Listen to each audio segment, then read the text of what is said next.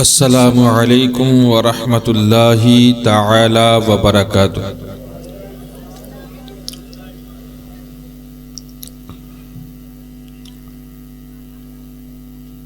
نحمده ونصلي على رسوله الكريم أما بعد فأعوذ بالله من الشيطان الرجيم ببركة بسم الله الرحمن الرحيم. اهدنا الصراط المستقيم صراط الذين أنعمت عليهم غير المغضوب عليهم ولا الضالين. صدق الله المولانا العظيم وبلغنا رسوله النبي المتين الكريم ونحن على ذلك لمن الشاكرين والشاهدين الحمد لله رب العالمين.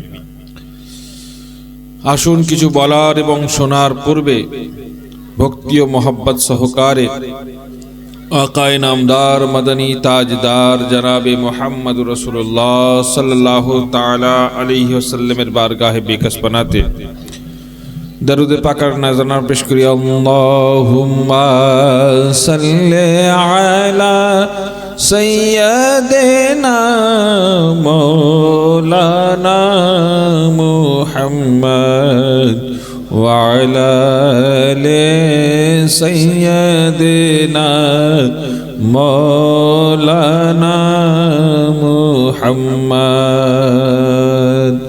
সাল্লাল্লাহু তাআলা আলাইহি ওয়াসাল্লাম। সোহবতে সালেহ তোরা সালেহ কুনত, সোহবতে সালেহ তোরা সালেহ কুনত ও সোহবতে তালেহ তোরা তালেহ কুনত।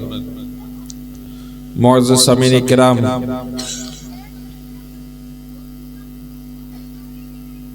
আমি পবিত্র কালামুল্লাহ হতে যে আয়াতে কারিমা তিলাওয়াত করার সৌভাগ্য অর্জন করেছি, আল্লাহ তাবারক ওয়া তাআলা কুরআনুল মাজিদের মধ্যে বান্দাকে দোয়া করার পদ্ধতি শেখাচ্ছেন। যে বান্দা যেন তার দরবারে এই বলে দোয়া চায় যে আল্লাহ তুমি আমাদেরকে সোজা সরল পথে চালাও। ইহদিনাস সিরাতাল মুস্তাকিম, ইহদিনা আমাদেরকে পরিচালিত করো, সিরাতাল মুস্তাকিম সোজা সরল পথে। সেই পথটা কোনটা, তার তো পরিচয় দরকার। তার পরিচয় আল্লাহ তাবারক ওয়া তাআলা আগে ইরশাদ করেছেন সিরাতাল লাযিনা আনআমতা আলাইহিম। সেই পথটা হচ্ছে সেই পথ যেই পথে হে আল্লাহ তোমার অনুগ্রহ রয়েছে, উপহার রয়েছে, পুরস্কার রয়েছে, ইনাম রয়েছে। কাদের থেকে দূরে থাকতে হবে, তো আল্লাহ তাবারক ওয়া তাআলা তারপরেই ইরশাদ করছেন গায়রিল মাগদুবি আলাইহিম ওয়ালাদ-দাল্লিন,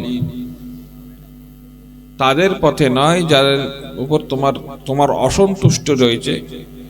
তুমি যাদের প্রতি অসন্তুষ্ট তাদের পথে পরিচালিত করো না, এবং যারা পথভ্রষ্ট, যারা ভুল পথে চালিত হয়ে গিয়েছে তাদের পথেও তুমি আমাদেরকে পরিচালিত করো না। তার মানে বোঝা গেল যে আমাদেরকে চলতে হলে কি কোন পথে চলতে হবে, সোজা সরল পথে চলতে হবে, সিরাতাল মুস্তাকিমের পথে চলতে হবে, যাদের পথে আল্লাহর অনুগ্রহ রয়েছে। এখন আল্লাহর অনুগ্রহ কাদের পথে রয়েছে, তো আল্লাহর অনুগ্রহ রয়েছে কোরআনে পাকের মধ্যে ইরশাদ করছেন আল্লাহ তাবারক ওয়া তাআলা আনামাল্লাহু মিনান নাবিয়্যিনা ওয়াস সিদ্দীকিনা ওয়াশ শুহাদায়ে ওয়াস সালিহিন। আল্লাহ তাবারক ওয়া তাআলা ইনাম দান করেন, অনুগ্রহ করেন কাদের উপর, মিনান নাবিয়্যিনা নবীদের উপর, ওয়াস সিদ্দীকিনা সিদ্দীকগণের উপর, ওয়াশ শুহাদা শহীদগণের উপর, এবং ওয়াস সালিহিন নেক আল্লাহ ওয়ালাদের উপর। এখানে আল্লাহ তাবারক ওয়া তাআলা এটা বলেননি মিনাল মুফতিয়িনা, মুফতিদের উপর বলেননি, হ্যাঁ, মিনাল মৌলভিয়িনা মৌলভিদের উপর বলেননি। কি বলছেন, মিনান নবিয়িনা ওয়াস সিদ্দীকিনা ওয়াশ শুহাদায়ে ওয়াস সালিহিন। তাহলে বোঝা গেল যে সোজা সরল পথ বলতে আমাদেরকে বুঝতে হবে নবীগণের পথ, সোহাদাদের পথ, সিদ্দিকিনদের পথ এবং আল্লাহ ওয়ালাদের পথ। তো আল্লাহ ওয়ালাদের পথ যখন আমাদেরকে চলতে হবে, সেই পথে যখন আমাদেরকে চলতে হবে, তানারা যা শিখিয়ে গিয়েছেন, যা বলে গিয়েছেন, তাই আমাদেরকে ফলো করতে হবে। হ্যাঁ, তাই আমাদেরকে করতে হবে। তার মানে কার পথ অনুসরণ করতে হবে? জনাবে মুহাম্মদ রাসূলুল্লাহ সাল্লাল্লাহু তাআলা আলাইহি ওয়াসাল্লামের পথ অনুসরণ করতে হবে। কারণ তিনি নবীদের সরদার, নবীদের সৈয়দ, শ্রেষ্ঠতম নবী। তাহলে তানার পথ অনুসরণ করতে হবে। হ্যাঁ, আর কার পথ অনুসরণ করতে হবে? সিদ্দিকিনদের পথ অনুসরণ করতে হবে। কার? সিদ্দিকিনদের মধ্যে যেমন হযরত আবু বকর সিদ্দিক রাদিয়াল্লাহু তাআলা আনহু, ওয়াস শুহাদা, শহীদদের পথ অবলম্বন করতে হবে, এবং ওয়াস সালেহিন অর্থাৎ নেক আল্লাহ ওয়ালাদের পথ অবলম্বন করতে হবে। অর্থাৎ তানারা যেভাবে চলেছেন সেইভাবে চলতে হবে, তানারা যেভাবে উঠেছেন সেইভাবে উঠতে হবে, তানারা যেভাবে বসেছেন সেইভাবে বসতে হবে, তানারা যেভাবে ঈমান নিয়ে এসেছেন সেইভাবে আমাদেরকে ঈমান নিয়ে আসতে হবে। তো আমার রাসূলের ঈমান কি? আমার রাসূলের শিক্ষা কি? আমার রাসূলের শিক্ষা হচ্ছে কুল হুয়াল্লাহু আহাদ, আল্লাহ এক, আল্লাহর সঙ্গে কাউকে শরীক করা যাবে না, আল্লাহর সঙ্গে কাউকে শরীক করা যাবে না। একদিকে আমি দাবি করব যে আমি মুসলমান, আবার তার সঙ্গে সঙ্গে আমি মূর্তির প্রেমও আমার অন্তরে রাখবো, তাহলে এটা কোনোদিন মুসলমানের কাজ হতে পারে না, এটা বেদিনের কাজ। তাহলে আমাকে ঈমান রাখতে হবে কার মতো? রাসূলে পাকের মতো, যেভাবে রাসূলে পাক বলে গিয়েছেন, রাসূলে পাক শিখিয়ে গিয়েছেন। আর ঈমান রাখতে হবে কার মতো? হযরত আবু বকর সিদ্দিকের মতো। হযরত আবু বকর সিদ্দিকের মতো কেমন ভাবে ঈমান রাখতে হবে? যে হযরত আবু বকর সিদ্দিক রাদিয়াল্লাহু তাআলা আনহু, তানাকে সিদ্দিক কেন বলা হলো? এই কারণে বলা হলো, আজ খুব শিগগিরই কিছুদিনের মধ্যে আপনার 27 রজব, 26 রজব দিবাগত রাত্রে, অর্থাৎ 27 রজব শবে মেরাজ আমরা সকলে মানাই না এই মাসে। এই রজবের মাস বা বরকত মাস, ইনশাআল্লাহুল আজিজ আগামী 26 তারিখে খাজা গরিব নওয়াজের উরস পাক, ছটি শরীফ, 6 কুল। তারপরে আপনার এই মাসেই মৌলাল মুসলিমিন মৌলুদে কাবা হযরতে মাওলা মুশকিল কুশা মাওলা আলী শেরে খুদা রাদিয়াল্লাহু তাআলা আনহুর উলাদতের দিন। তার সঙ্গে সঙ্গে হযরত ইমাম জাফর সাদিকের ফাতিহার দিন, হযরত আমির মুআবিয়ার উরুসের দিন, তার সঙ্গে সঙ্গে শবে মেরাজের দিন। তো এই শবে মেরাজের দিনে যখন হুজুর পাক সাল্লাল্লাহু তাআলা আলাইহি সাল্লাম মেরাজ করে সমস্ত কিছু দেখে অবলোকন করে যখন ফিরে আসলেন ফজরের ওয়াক্তে, যখন সবার কাছে এই ঘটনা শোনালেন, তো যারা অবিশ্বাসী তারা টিটকিরি মারতে লাগলো, এবং তার মধ্যে থেকে বেশ কিছু সাহাবায়ে কেরাম তাদের মধ্যেও প্রশ্ন জাগতে শুরু করলেন যে এটা কি করে সম্ভব। কারণ আল্লাহ বলছে সুবহানাল্লাযী আসরা বিআবদিহি লাইলাম মিনাল মসজিদিল হারাম ইলাল মসজিদিল আকসা, যে রাত আমি আমার বান্দাকে মসজিদে হারাম থেকে মসজিদে আকসা পর্যন্ত নিয়ে গিয়েছি। আর মসজিদে হারাম থেকে মসজিদে আকসা 1-8 কিলোমিটার রাস্তা নয়, 300 মাইলেরও উপরের রাস্তা, 300-350 মাইল। আচ্ছা আপনি বলুন, এখনকার যুগে আপনার সুপারফাস্ট গাড়ি যেহেতু সম্ভব, আপনার 12-13 ঘন্টায় বাসে যাওয়া যাবে, ট্রেনে 12-13 ঘন্টায় 300 মাইল পার করা যাবে। কিন্তু আগেকার দিনে কি এটা সম্ভব ছিল? তখনকার দিনে টমটম ছিল, ঘোড়া গাড়ি ছিল, উট ছিল, তাই না? তাহলে এগুলো তো সম্ভব ছিল না। 300 মাইল, যেখানে আপনার 10-15 মাইল রাস্তা পার হতেই আপনার অনেক সময় লেগে যেত, সেইখানে 300 মাইল রাস্তা এতটা সহজ পার হওয়া, রাতারাতি পার হওয়া কখনোই সম্ভব নয়। তাই মানুষ কনফিউজের মধ্যে পড়ে গেল। যখন কনফিউজের মধ্যে পড়ে গেল, তো সেই সময় কিছুজন টিটকিরি মারতে গিয়ে হযরত আবু বকর সিদ্দিক রাদিয়াল্লাহু তাআলা আনহুকে ধরলেন। কেন? তার কারণ হযরত আবু বকর সিদ্দিকের ঈমানই ছিল এত মজবুত যে যা কিছু রাসূলে পাক বলতেন তিনি বিনা বাক্য ব্যয়ে মেনে নিতেন। যা কিছু রাসূলে পাক বলতেন তিনি বিনা বাক্য ব্যয়ে মেনে নিতেন।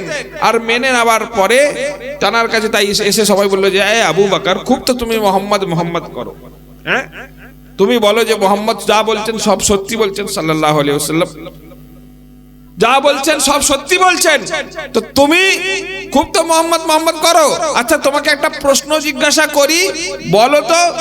বলে কি প্রশ্ন? বলো কোন বান্দা যদি দাবি করে যে আমি আজকের রাতের মধ্যেই রাতারাত্রি এই কি মসজিদে হারাম থেকে মক্কা শরীফ থেকে মসজিদে আকসা বাইতুল মুকাদ্দাস পর্যন্ত ঘুরে ফিরে এসেছি, গিয়ে ফিরে এসেছি, তার সঙ্গে নক্ষত্র মণ্ডলী আকাশ পাতাল কুল কায়না সবকিছু দেখে এসেছি, এটা কি কখনো সম্ভব? কে দেখে এসেছে সেটা আর বলছে না, পরীক্ষা করার জন্য। তো হযরত আবু বকর সিদ্দিককে বলছেন, হযরত আবু বকর সিদ্দিক বলছেন যে না, সম্ভব নয়, সম্ভব নয়। কারণ নাম বলেননি, উনি তো জানেন না তখন যে রাসূলে পাক বলেছেন। উনি বলছেন যে না, সম্ভব নয়। তখন এরা এবার ধরেছে যে দেখলে সম্ভব নয় না, আমরা তো বলছি সম্ভব নয়, তাহলে তোমার মোহাম্মদ যে এত বড় দাবি করলো যে রাতারাতি গিয়ে ফিরে এসেছেন, তুমি সেটাকে কি করে মানতে পারো? তখন তিনি বলছেন রাসূলে পাক বলেছেন। হ্যাঁ, রাসূলে পাক বলেছেন, যদি তিনি বলে থাকেন তো তিনি সত্যি কথা বলেছেন, তিনি অবশ্যই তার দ্বারা সম্ভব। হ্যাঁ, তার দ্বারা অবশ্যই সম্ভব। এইটা বলার দেরি, রাসূলে পাকের দরবারে তিনি আসছেন।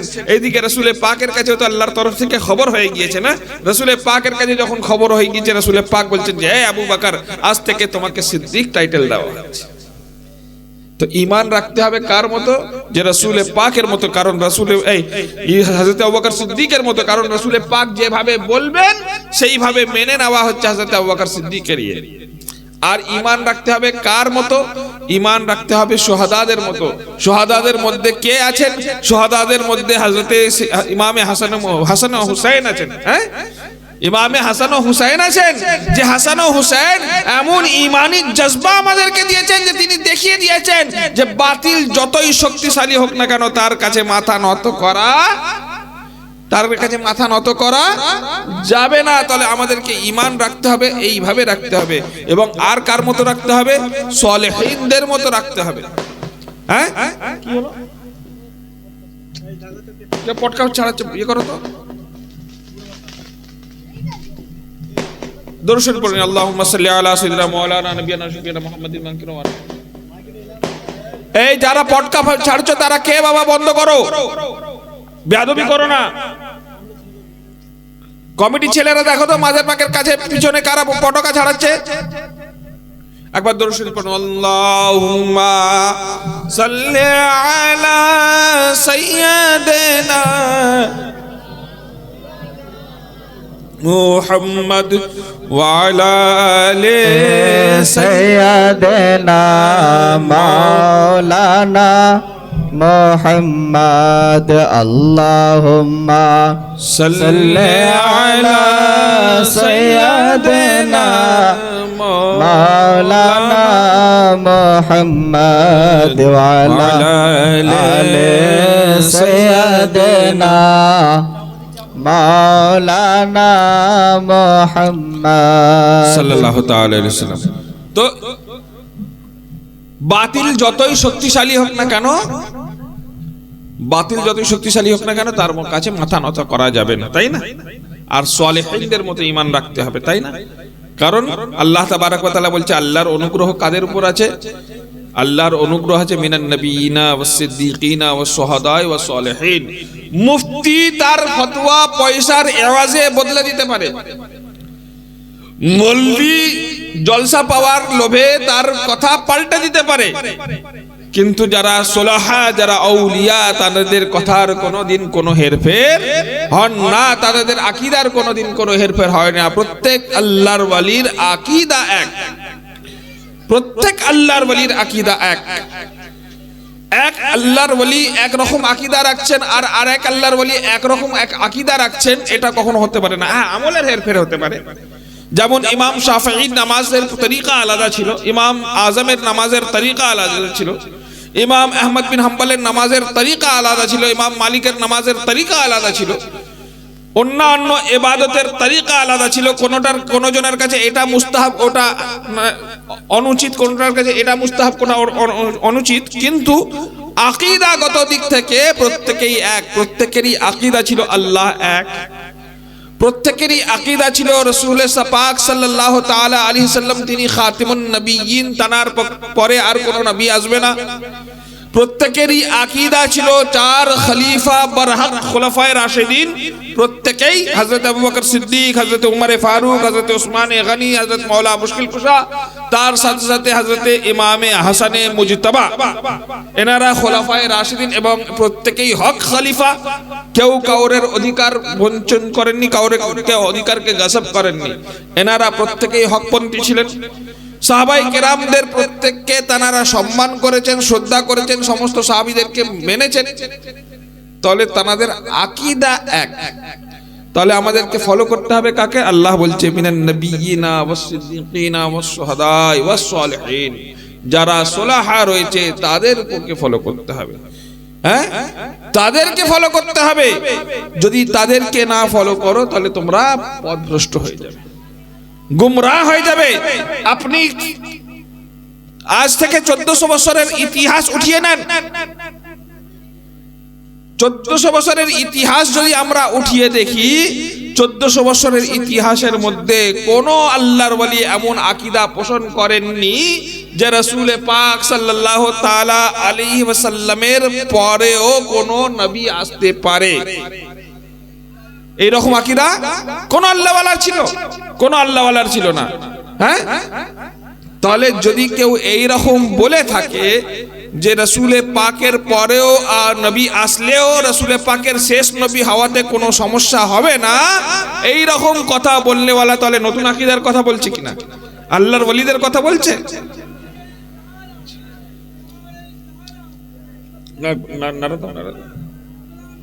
নারায়ে তাকবীর, নারায়ে তাকবীর, নারায়ে রিসালাত, নারায়ে রিসালাত, নারায়ে হায়দারি, নারায়ে হায়দারি, নারায়ে গাউস, নারায়ে মাওলা, উরুস পাক, উরুস পাক, নারায়ে তাকবীর, নারায়ে রিসালাত।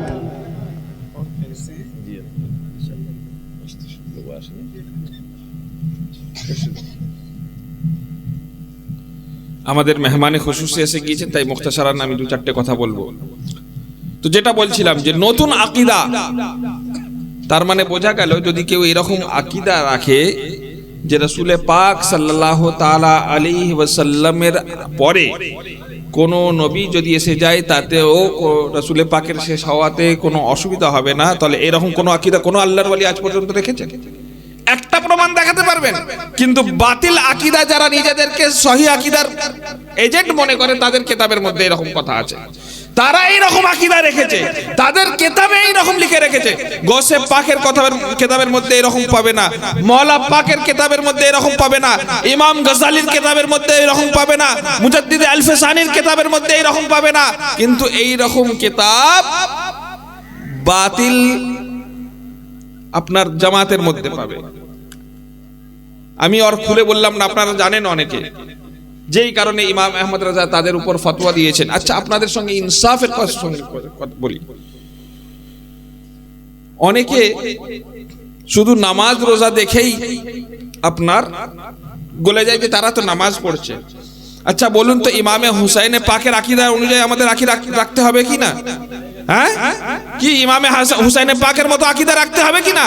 হ্যাঁ, তাহলে ইমামে হুসাইনের মতো যদি আকীদা রাখতে হবে, তো যখন আপনার কারবালার ময়দানে ওইদিকে 22,000 মুসাল্লি ছিল আর এইদিকে মাত্র 72 জন মুসাল্লি ছিল, ইমামে হুসাইন তো বলতেই পারতেন ওরাও নামাজ পড়ছে আমরাও নামাজ পড়ছি, একসঙ্গে নামাজ পড়ে নিতে পারি। হ্যাঁ, একসঙ্গে নামাজ পড়ে নিতে পারি, কারণ যত বড় জামাত তত সওয়াব বেশি। ইমামে হুসাইন কি এটা জানতেন না? কিন্তু না, ইমামে হুসাইন দেখছেন যে আপনার একদিকে বাতিল রয়েছে আর একদিকে হকপন্থী চেরাগ রয়েছে। আর আল্লাহ তাবারক ওয়া তাআলা কোরআনে পাকের মধ্যে ইরশাদ করছেন, তোমরা হক এবং বাতিলকে পরস্পরের সঙ্গে একসঙ্গে মিলিয়ে নিও না। কিন্তু আজ দুর্ভাগ্যের সঙ্গে বলতে হচ্ছে যে আমরা এমন অবস্থার মধ্যে পৌঁছে গিয়েছি, আমরা হক এবং বাতিল একসঙ্গে ঘেঁটে ঘ হয়ে গিয়েছি। সবার সঙ্গে মিশে যাচ্ছে, তো এইটা তো হতে পারে না। আচ্ছা আপনি বলুন, আকীদা রাখতে হলে আউলিয়ায়ে কেরামদের আকীদার মতো রাখতে হবে। আউলিয়ায়ে কেরামদের মধ্যে কে এমন আকীদা রেখেছে রাসূল পাক সাল্লাল্লাহু তাআলা আলাইহি ওয়াসাল্লামের জ্ঞান মাআযাল্লাহ গাধা গরু পাগল ছাগলের মতো? এরকম আকীদা কোন আল্লাহর ওলি রেখেছে? কিন্তু কিছু খাবিসুন নফস তাদের কিতাবের মধ্যে লিখে রেখেছে, হ্যাঁ, আর তাদেরকে আমরা ইমাম মনে করব, আর বড় বড় ইউনিভার্সিটি কায়েম করব, আর সেইখানে নিজের ছেলেদেরকে ভর্তি করছি। আস্তাগফিরুল্লাহ। আমার বাপকে যদি কেউ মূর্খ বলে, বা বলে তো আমার বাপকে যদি কেউ বলে যে তোর বাপের জ্ঞান গাধার মতো, বা তোর জ্ঞান গাধার মতো, আমি তার সঙ্গে কথা বলি, তার সঙ্গে সম্পর্ক রাখি, কিন্তু হাই রে, নিজেকে রসুল পাকের গোলাম বলনেওয়ালা আমরা, রসুল পাকের গোলাম মাননেওয়ালা বলনেওয়ালা আমরা, যারা যারা এরকম গলাজাতপূর্ণ আকীদা পোষণ করে তাদেরকে মাথায় বসিয়ে রেখেছে, তাদেরকে আমরা ফলো করছি। আর এগুলো আমি কিন্তু বানানো কথা বলছি না, চ্যালেঞ্জ নিয়ে বলছি। আমি নিজে কিতাব দেখাতে পারি, আলহামদুলিল্লাহ কিতাব দেখাতে পারি, তাদের কিতাবের মধ্যে এইরকম রয়েছে। প্রয়োজনে আমার কথা যদি মিথ্যা প্রমাণ করতে পারে, আমি 50,000 টাকা তাকে ক্যাশ দেব, আমার এই কথা যদি মিথ্যা হয়ে থাকে যে তাদের কিতাবের মধ্যে নেই। আমি কিতাব দেখাবো, আলহামদুলিল্লাহ। তাহলে তাদের থেকে এখন থেকে সময় আছে, দূরে থাকুন। তার কারণ আল্লাহ তাবারক ওয়া তাআলা কোরআনে পাকের মধ্যে আরো এক জায়গায় ইরশাদ করছেন। কি ইরশাদ করছেন? ইয়া আইয়ুহাল্লাযীনা আমানুত্তাকুল্লাহ ওয়া কুনু মা'আস সাদিকিন। হে মুমিন বান্দাগণ, তোমরা আল্লাহকে ভয় করো এবং সত্যবাদীদের সঙ্গী হয়ে যাও। আমি দু চার কথা আর বলে আমি আমার বক্তব্যকে মেহমানে খুশুসির দিকে দিয়ে দেবো। যে আল্লাহ তাবারক ওয়া তাআলা এখানে কি বলছেন? ইয়া আইয়ুহাল্লাযীনা আমানু ইত্তাকুল্লাহ, তোমরা আল্লাহকে ভয় করো, তাকওয়া অবলম্বন করো, আল্লাহর প্রতি তাকওয়া অবলম্বন করো। একটু গভীর ভাবে বাংলা তরজমা করার কারণ আছে, আমি একটু গভীর তরজমা করতে যাচ্ছি। তোমরা আল্লাহর প্রতি তাকওয়া অবলম্বন করো, অর্থাৎ আল্লাহর প্রতি মুত্তাকি হয়ে যাও। ওয়া কুনু মা'আস সাদিকিন, এবং সত্যবাদীদের সঙ্গে হয়ে যাও। এখন আল্লাহর প্রতি মুত্তাকি হয়ে যাও, তো আল্লাহ তাবারক ওয়া তাআলার প্রতি মুত্তাকি হতে গেলে কি করতে হবে আমাদেরকে তো সেটা জানা দরকার আছে।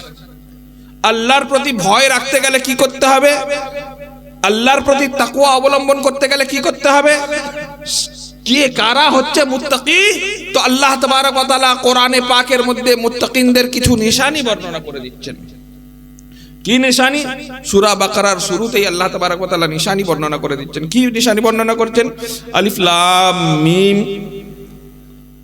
জালিকাল কিতাবু লা রাইবা ফি। এখানে কোরআনে পাক সম্পর্কে বলা হচ্ছে যে এই কোরআনের মধ্যে কোনো সন্দেহ নেই। হুদাল লিল মুত্তাকিন, এই কোরআন শুধুমাত্র তাদেরকেই হেদায়েত দেবে যারা মুত্তাকি। বোঝা গেল শুধু কোরআন পড়লে হবে না, কোরআনের তরজমা করতে জানলে হবে না, কোরআনকে ইয়াদ করে রাট্টু পোপটের মতো শোনালে হবে না। যতক্ষণ তুমি মুত্তাকি না হচ্ছ, যতক্ষণ তোমার মধ্যে তাকওয়া না আসছে, ততক্ষণ পর্যন্ত কোরআন তোমার জন্য হেদায়েত হবে না। তাহলে সেই মুত্তাকি কারা? হুদাল লিল মুত্তাকিন আল্লাযীনা ইউমিনুনা বিল গায়ব। আমার পাশে মাওলানা সাহেব রয়েছেন, যদি কোনো ভুল হয় সংশোধন করে দেবেন। আল্লাযীনা ইউমিনুনা বিল গায়ব, মুত্তাকি হচ্ছে তারা যারা গায়বের উপর বিশ্বাস স্থাপন করে, ঈমান রাখে। গায়ব কি জিনিস? গায়ব হচ্ছে আমাদের এই যে পঞ্চ ইন্দ্রিয়, মানে পাঁচটা যে জিনিস আছে যার দিয়ে মানুষ সবকিছু উপলব্ধি করে, যেমন চোখ, নাক, কান, জিভ এবং আমাদের এই শরীরের ত্বক। এই পাঁচটা জিনিস আছে। অনেকে বলে অদৃশ্য জ্ঞান। গায়ব মানে হচ্ছে অদৃশ্য জ্ঞান, অনেকে তর্জমা করে, কিন্তু আমি বলি যে এটা অদৃশ্য জ্ঞান নয়, অতীন্দ্রিয় জ্ঞান, ইন্দ্রিয়ের বাইরের যে জ্ঞান। অর্থাৎ টেম্পারেচার, তাপমাত্রা। যেমন আজকে শীত পড়েছে, আমরা শীত দেখতে পাচ্ছি, হ্যাঁ, শীতকে শুনতে পাচ্ছি, শীতের শব্দ শুনতে পাচ্ছি না। শীতের গন্ধ শুনতে পাচ্ছি না। শীতকে চেখে দেখতে পাচ্ছি, ঝাল না টক না নুন, কিন্তু শীতকে ত্বকে করতে পাচ্ছি। তার মানে বোঝা গেল এটা ইন্দ্রিয়ের বাইরের জিনিস নয়, ইন্দ্রিয়ের মধ্যের জিনিস। তার মানে এটা গায়েব নয়, এটা অদৃশ্য নয়, কারণ একে অনুভব করা যায়, ইন্দ্রিয় দ্বারা, ত্বকের দ্বারা অনুভব করা যায়। ঠিক সেই রকম ভাবে বাতাস শরীরে লাগলে অনুভব করা যায়, বাতাস বইলে কানে শব্দ আসলে শোনা যায়, যে আমার আওয়াজ, এই আওয়াজকে দেখতে পাচ্ছেন, দেখতে পাচ্ছেন না, চাকতে পাচ্ছেন, বুঝতে পাচ্ছেন, কিন্তু শুনতে পাচ্ছেন, ঠিক আছে না? তো যেগুলো ইন্দ্রিয়ের মাধ্যমে অনুভব করা যায় সেইগুলো হচ্ছে গায়েব নয়, আর যেগুলো এর মাধ্যমে অনুভব করা যায় না সেইগুলো হচ্ছে গায়েব। যেমন জান্নাত, যেমন জান্নাত, জাহান্নাম, ফেরেশতা, হ্যাঁ, এবং আল্লাহ তাবারক ওয়া তাআলা না জানি লাখো কোটি কোটি জিনিস যেগুলোকে আমরা খালি চোখে দেখতে পাবো না, কানে শুনতে পাবো না, আমাদের পক্ষে দেখা সম্ভব নয়, অনুভব করাও সম্ভব নয়। রাসূলে পাক বলেছেন তাই মানি, রাসূলে পাক বলেছেন তাই মানি। তো এই জিনিসগুলোর উপর যদি ঈমান কেউ রাখে তবে সেই মুত্তাকি। এরপরে আরো উদাহরণ আছে, তো আপাতত এটাই বুঝুন যে গায়েবের উপর যে ঈমান রাখে। আচ্ছা, গায়েবের উপর কোন জিনিসের উপর ঈমান রাখতে হলে আমাকে আগে তার সম্পর্কে জানতে হবে কিনা? তো আগে তার সম্পর্কে জানতে হবে। যেমন জান্নাত, জান্নাত শব্দটা আছে, জান্নাত বলে কোন জিনিস যে আছে এটা যদি আমি না জানতাম আমি ঈমান রাখতে পারতাম? হ্যাঁ, আমি এমন একটা শব্দ বললাম, যেমন ধরেন হাট্টিমাটিম টিম, এই শব্দ একটা বললাম, এই শব্দ সম্পর্কে আমার কোনো ধারণাই নেই, তাহলে ওর উপরে আমি ঈমান রাখবো ওই রকম জিনিস আছে কিনা? ঘোড়ার ডিম, এই সম্পর্কে যদি আমি না জানি ঈমান রাখা যাবে? হ্যাঁ, কিন্তু রাসূলে পাক বলছেন জান্নাত আছে, আমরা মেনে নিয়েছি। হ্যাঁ, তার মানে অদৃশ্যকে জেনেছি, আমরা জান্নাতকে জেনেছি, জাহান্নামকে জেনেছি, ফেরেশতাকে জেনেছি, তারপরে মেনেছি, ঈমান এনেছি। আর ঈমান বলে কাকে? তাসদীক বিল কলব আর ইকরার বিল লিসান, অর্থাৎ অন্তর থেকে তাসদীক করা এবং জবান থেকে ইকরার করা। তো তাসদীক, মুফতি সাহেব আছেন, এটা একটু গভীর কথা হয়ে যাচ্ছে, যে তাসদীক বলে মন্তিকের ভাষায়, লজিকের ভাষায় আপনার জ্ঞানের দুটো ভাগ আছে, একটা হচ্ছে তাসাউর আর একটা হচ্ছে তাসদীক। তার মানে তাসদীক হচ্ছে ইলমের একটা অংশ, তার মানে তাসদীক হচ্ছে ইলম। তো তাসদীক করার মানে হচ্ছে জানা, তার মানে বোঝা গেল যে ইলমে গায়ব, গায়েবের তাসদীক করা মানে গায়েবকে জানা। তাহলে রাসূলে পাক সাল্লাল্লাহু তাআলা আলাইহি সাল্লাম তো অনেক ঊর্ধ্বে আমাদের চেয়ে। আমরা যদি জান্নাত, জাহান্নাম গায়েবী জিনিস জানি, তাহলে আমার রাসূল জানবে না? তাহলে যারা বলে যে রাসূল গায়েব জানেন না, তাহলে তো কোরআনই বুঝেনি। তার কারণ মুফতি আজম সেই কারণে বলতেন সে মুমিনই হতে পারে না যে গায়েব না জানে। জান্নাত সম্পর্কে আমার যদি ঈমান না থাকে আমি মুমিন হব?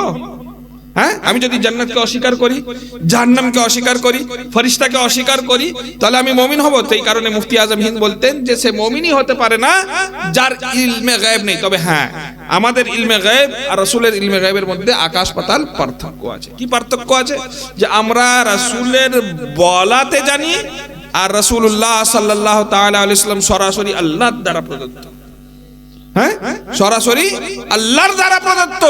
যেই কারণে আমার রাসূল সাল্লাল্লাহু তাআলা আলাইহি ওয়াসাল্লাম সাহেবে লাওলাক, তিনি কোরআনে পাকের মধ্যে আছে আপনার, যার তরজমা এখন আয়াতটা ইয়াদ আসছে না, যে আলিমুল গায়বি ফালা ইউযিরু আলা মান, আল্লাহ তাবারক ওয়া তাআলা হচ্ছে যে আল্লাহ তাবারক ওয়া তাআলা হচ্ছে আলিমুল গায়ব। তার শান এটা নয় যে কারোর কাছে আপনার প্রকাশ করা, ইল্লা মান ইরতাদা মিনার রাসূল। হ্যাঁ, কিন্তু পছন্দনীয় যারা রাসূল তাদের কাছে আল্লাহ তাবারক ওয়া তাআলা প্রকাশ করে দেন। তো রাসূলে পাকের কাছে পছন্দ কি আছে? রাসূলে পাকের কাছে পছন্দের কি আছে? হ্যাঁ, তাহলে বোঝা গেল যে আমার রাসূলে পাককে গায়েবের দান দেওয়া, জ্ঞান দেওয়া হয়েছে। তারপরে আল্লাহ তাবারক ওয়া তাআলা আরো স্পষ্ট করছেন মুত্তাকিনদের আলামত কি? আল্লাযীনা ইউমিনুনা বিল গায়ব ওয়া ইউকিমুনাস সালাতা, এবং যারা নামাজ কায়েম করে। তার মানে বোঝা গেল আপনাদেরকে পরেজগার হতে হলে নামাজি হতে হবে। কিন্তু আজ বড় আফসোসের সঙ্গে বলতে হচ্ছে যে আমাদের মধ্যে নামাজের সংখ্যা সবথেকে কম। ইউকিমুনাস সালাতা ওয়া মিম্মা রাযাকনাহুম ইউনফিকুন, এবং যা কিছু আল্লাহ তাবারক ওয়া তাআলা আপনাকে দিয়েছেন তার মধ্যে থেকে আপনারা খরচা করুন। এইখানে আমরা অনেকে ধারণা করে থাকি রিজিক বলতে শুধু মাল ও দৌলত। হ্যাঁ, রিজিক বলতে মাল ও দৌলত, কিন্তু না, সমস্ত কিছু যা কিছু আল্লাহর তরফ থেকে আমাদের কাছে এসেছে সবকিছুই হচ্ছে আমাদের রিস্ক আল্লাহর তরফ থেকে আসা রিস্ক। যেমন মাল আমাদের জন্য আমাদের রিস্ক, খাদ্য আমাদের জন্য আমাদের রিস্ক, শস্য দানা, ইলম আমাদের জন্য আমাদের রিস্ক, হ্যাঁ। তারপরে আপনার সন্তান সন্ততি আমাদের জন্য আল্লাহর তরফ থেকে আমাদের কাছে রিস্ক। তো ওই জন্য যা কিছু আল্লাহ তাবারক ওয়া তাআলা আমাদেরকে দিয়েছেন সেইগুলোর উপর আমাদেরকে ঈমান রাখতে হবে, তবেই আপনার সেইগুলো আমরা মুত্তাকি হতে পারবো। তো আল্লাহ তাবারক ওয়া তাআলা ওই জন্য কি বলছে যে তোমরা মুত্তাকি হয়ে যাও, আল্লাহ তাবারক ওয়া তাআলার প্রতি ঈমানদার হয়ে যাও, তাকওয়া অবলম্বন করো, ওয়া কুনু মা'আস সাদিকিন, এবং সত্যবাদীদের সঙ্গী হয়ে যাও। কেন সত্যবাদীদের সঙ্গী হয়ে যাও? তার কারণ হচ্ছে আল্লাহ তাবারক ওয়া তাআলা সাহেব তিনি আপনার রহমানুর রহিম, তিনি গফফার ও হাকিম, তিনি আমাদেরকে সুযোগ দিচ্ছেন। কি সুযোগ দিচ্ছেন? যে আমার বান্দা তারা গুনাহগার, তারা চলতে গিয়ে ফিরতে গিয়ে উঠতে গিয়ে নানান রকম ভাবে আপনার ভুল ভ্রান্তি করবে। তো ভুল ভ্রান্তি করলে সেই ভুল ভ্রান্তির জন্য তাদেরকে তো একটু সুযোগ দেওয়া উচিত। তাদের সেই শুধরে দেওয়ার জন্য তাদেরকে সত্যবাদীদের যদি তারা সঙ্গী হয়ে যায় তো তাদের দেখা দেখি এরা শুধরে যাবে, হ্যাঁ, এরা শুধরে যাবে। ওয়াকুনু মা'আস সাদিকিন, তোমরা সত্যবাদীদের সঙ্গী হয়ে যাও। কারণ সত্যবাদীদের সঙ্গী হলে লাভটা কি হবে? এদের ওসিলায় আমাদের মাগফিরাত হয়ে যাবে। যেমন আমি এর আগেও আপনাদেরকে উদাহরণস্বরূপ বলেছিলাম যে আমরা আঙ্গুর কিনতে গিয়েছি, হ্যাঁ, এক জায়গায় খোসা আঙ্গুর আর এক জায়গায় ছাড়ানো আঙ্গুর ঠেলাতে রয়েছে। গোছা আঙ্গুরের দাম বেশি, ছাড়ানো আঙ্গুরের দাম কম। ছাড়ানো আঙ্গুরের মধ্যেও ভালো কোয়ালিটির আঙ্গুর থাকে, হ্যাঁ, আবার গোছা আঙ্গুরের মধ্যে যেমন ভালো আঙ্গুর থাকে তেমন একটা দুটো খারাপ আঙ্গুরও থাকে। আপনার একটা গোছা আঙ্গুরের দাম ওজন ধরুন 250 গ্রাম, 250 গ্রামের দাম হচ্ছে 40 টাকা। এই 40 টাকা দিয়ে যখন আমি আঙ্গুর কিনলাম, ওতে ধরেন 100টা আঙ্গুর আছে, হ্যাঁ। তো ওই 100টা আঙ্গুর তার মধ্যে তো সবটা ভালো নেই, হ্যাঁ, সবটা ভালো আছে কি তার মধ্যে কিছু খারাপও আছে। কিন্তু যখন আপনি দাম দিচ্ছেন 40 টাকা, প্রত্যেকটা আঙুরে সমান ভাবে ভাগ হয়ে যাচ্ছে, তাই না? কিন্তু ওটাই যদি ছাড়া আঙুর, তার দাম 30 টাকা। কেন? তার কারণ হচ্ছে দল ছুট হয়ে গেছে, ওর যে বোটা সেটা থেকে ও ছড়ে দিয়েছে। ওই জন্য আল্লাহ তাবারক ওয়া তাআলা বলছে যে ওয়াকুনু মা'আস সাদিকিন, যখন তোমরা দলের মধ্যে থাকবে তখন তোমাদের ওই আঙুরের মতো দাম বেশি হয়ে যাবে। আর তোমরা যদি দলছুট হয়ে যাও তো তোমাদের দাম আপনার কমে যাবে, তোমরা কিন্তু বেকার হয়ে যাবে। সুতরাং আমাদেরকে সত্যবাদীদের সঙ্গী সাথে হতে হবে, আউলিয়া কামিলিনদের পথে চলতে হবে এবং তাদের অনুযায়ী আকীদা রাখতে হবে। বলার অনেক কিছু ছিল, কিন্তু মেহমানে খুশুসিকে বসিয়ে রেখে সময় আমি বেশি নিতে চাই না। তিনি 2-4 কথা বলবেন ইনশাআল্লাহুল আজিজ, তারপরে আরো মেহমান আছেন তারা আসবেন। ওয়া আখিরু দাওয়ানা আলহামদুলিল্লাহি রাব্বিল আলামিন।